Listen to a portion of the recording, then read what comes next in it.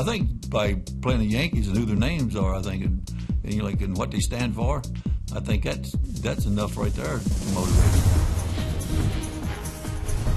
I'm Eric Heiss with the MLB.com FastCast, and that was Phillies manager Charlie Manuel discussing the motivation factor of playing the New York Yankees. The Phillies had yet another workout day on Monday, their first since finding out their opponent in the Fall Classic, an opponent the Phillies seem excited to match up against in New York. I think there's definitely a special mystique when you walk into Yankee Stadium, new or old.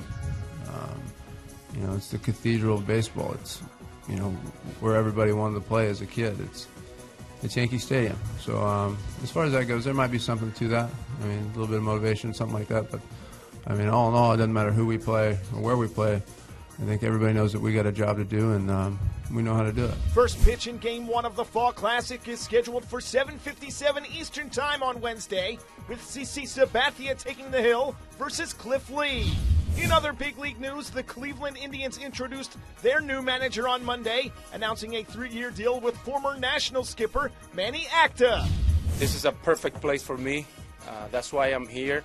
I'm attracted to all these young, talented players that we have here, getting ready to lead them, teach them, and take the next step, which be bring a championship to the city of Cleveland sooner rather than later.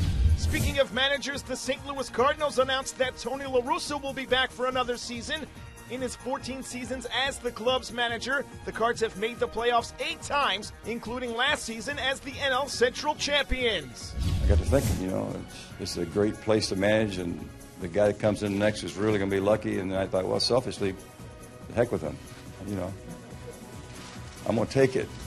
St. Louis also named former slugger Mark McGwire their hitting coach for next year.